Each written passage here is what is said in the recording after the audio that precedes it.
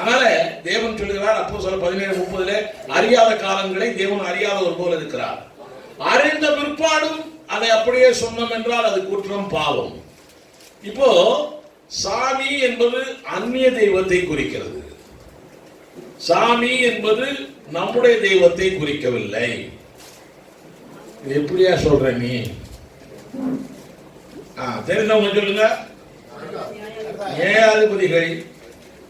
நியாயாதிபதிகள் எடுங்க, அதை மாத்திரம் சொல்லிட்டு தான் நம்ம அப்புறம் செய்திக்கு போலாம். நியாயாதிபதிகள் 17ஆம் அதிகாரம் 5ஆம் வசனம். மீகா என்ற ஒரு ஆசாரியன், மீகா என்ற ஒரு லேவியன் குடும்பத்தை சார்ந்தவன். அவன் அறை வீட்டையெல்லாம் நம்ம வீட்டுல ஒரு வீடு ஒதுக்கி பூஜை அறைன்னு யாருக்கு வைப்பாங்க? சுவாமிக்கு. இந்துக்கள் வைப்பாங்க சுவாமிக்கு, அதாவது அவங்க சுவாமிக்கு. நம்ம ஆண்டவர் சாமி அல்ல, சுவாமிக்கு ஒரு அறை வீட்டை நியமித்து வைத்திருந்தார். நம்ம ஆண்டவர் சுவாமி அல்ல.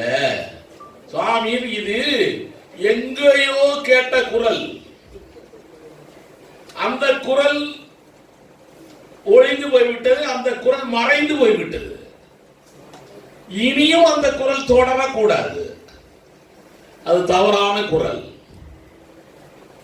இப்போ சுவாமின்னு சொல்லிட்டாவே பிசாசுக்கு சந்தோஷமா இருக்கும். இந்த ஆட்கள்லாம் நம்ம ஆட்கள் தான் போல தெரியுது, ஏதோ ஏசு ஏசு ஒரு நாள் கிடைச்சது நம்மளை தான் சொல்றாங்க. பிசாசுக்கு ரொம்ப சந்தோஷமா இருக்கும். அல்ல அல்ல, நிறைய காரியங்களிலே பிசாசு சந்தோஷப்படுகிறான். கிறிஸ்தவங்களால தான், ஊழியக்காரங்களால தான் நிறைய காரியங்களிலே பிசாசு சந்தோஷப்படுறான்.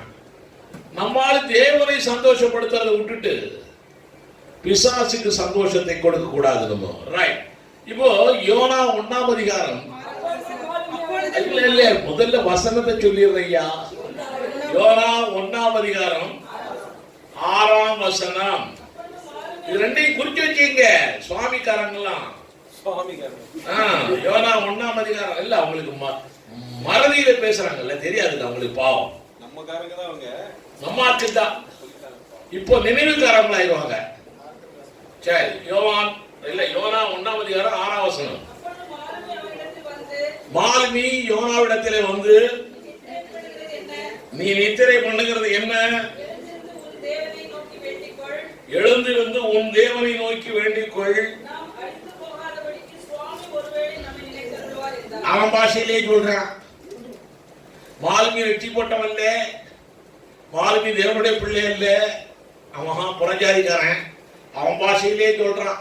அது போலதான் நம்ம ஆட்களும் நம்ம பழைய பாஷையிலே சொல்லிட்டு இருக்கிறோம். அவ்வளவுதான், வேற ஒன்றும் இல்லை, தப்பு இல்லை.